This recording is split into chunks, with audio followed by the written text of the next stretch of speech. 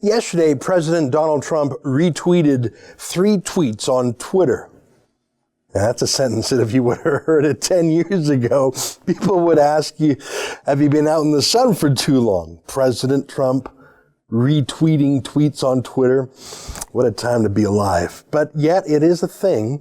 43.7 million people around the world follow Donald Trump's comments on Twitter, the micro-blogging site. He often makes short statements, but occasionally he retweets other people to his 43.7 million followers. It's like forwarding an email to someone. So he thinks what someone said is interesting enough to share with his followers. And since he has 43.7 million followers, including many of the world's media and political classes, if Trump retweets something that you have written, it's a big deal for you. So let me show you, first without any commentary and then later with more commentary, the 3 tweets in question, because they have caused such shock and outrage in the United Kingdom. It's quite something to behold. So here's the first tweet. It was written by Jada Franson in the United Kingdom, but the video is from Holland. She called it Video. Muslim migrant beats up Dutch boy on crutches. Take a look. It's just 35 seconds.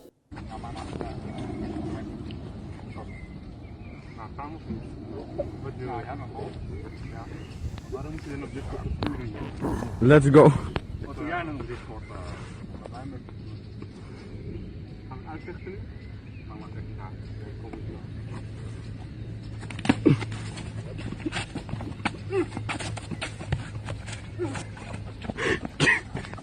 Can you use primer?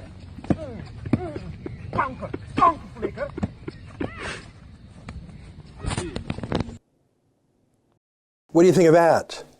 Trump thought it was interesting enough to retweet, and then he did 2 more from the same Jada Franson. This one she titled Video, Muslim destroys a statue of Virgin Mary. It's 35 seconds or so. Take a look. بإذن الله سبحانه وتعالى لن يعبد في أرض الشام سوى الله ولن يقم إلا حكم الله ولن يعبد الجبت والطاغوت في أرض الشام بعد هذه الأيام بإذن الله سبحانه وتعالى. لا نرضى بغير الله ودين الله وسنة نبي محمد بن عبد الله. Takbir! Allahu Akbar. Pretty self-explanatory, especially the Allah Akbar at the end. I've seen that with my own eyes. When I was in Iraq in July, I saw Christian churches. These are the actual churches I was in. They had been torched by Muslim jihadists, every cross broken, every statue of the Virgin Mary smashed. Even Christian prayer books were used as target practice with rifles. They also smashed Christian cemeteries. Again, I saw this with my own eyes. Donald Trump saw the tweet and video, and he thought it was interesting enough to retweet. Okay, just one more. This is the third one. By far the worst. It's called Video. Islamist mob pushes teenage boy off roof and beats him to death. Now, it's about 1.5 minutes. Do you mind if I play it for you? You need to see it to understand today's story. It's gross, though, so if you have a weak constitution, don't watch for the next 1.5 minutes, okay? So this is ISIS terrorists doing their jihad thing.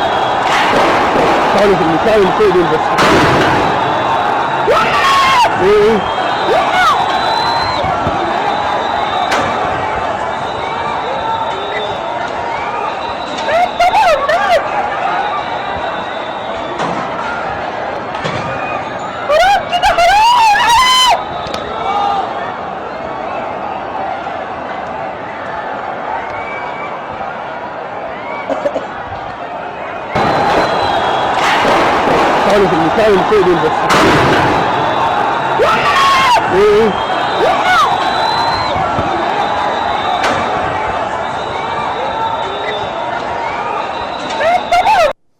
I hate watching that, but I think it's important to know it's happening.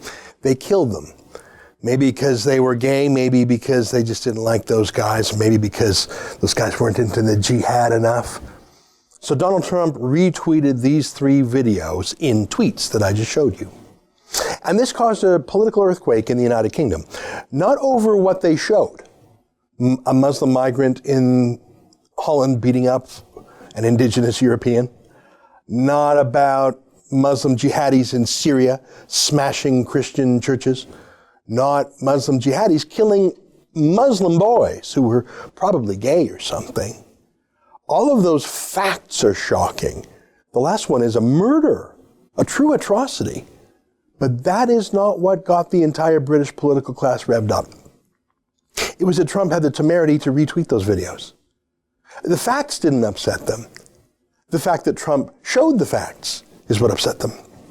Here, look, here's a Labour member of Parliament in the United Kingdom. And it's not that Donald Trump accidentally landed on these tweets. This is a deliberate decision of his. After Theresa May has said, look, this is wrong, after that moment, so you can't just have, accidentally come across these videos and retweeted them. After that, he'll have looked at them and he's gone, you know what, I stand by Britain first. And that's a racist organisation full of fascists. We don't normally allow racists and fascists declared as such to come into this country. When Theresa May was Home Secretary, she banned, for instance, Tyler the Creator. She banned a whole series of white supremacists from the United States of America, quite rightly in my view, because she thought that them coming to this country would not be conducive to public peace and harmony in this country. I tell you, if Donald Trump comes to this country, the level of protests that we'll see will be, I think, unprecedented. Well, he's a Labour MP, right? Maybe that's not so surprising that he's so crazy. I mean, here's their Labour leader, Jeremy Corbyn. That is not a Photoshop. That is him actually standing next to a Hezbollah terrorist flag. So it's no surprise that the Labour Party is so crazy, but the ruling Conservatives in the UK are just as mad. Look. This government will not tolerate any groups who spread hate by demonising those of other faiths or ethnicities and who deliberately raise community fears and tensions.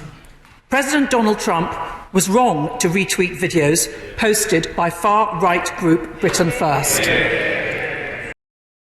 It was pretty much unanimous, wasn't it? Amongst the 5P professionals, you know what I'm talking about, the list that includes the politicians, the press, the police, the professors, etc. Here's the Muslim mayor of London, Sadiq Khan, who issued a statement. Now, he hates Trump. He hates that Trump calls out radical Islam.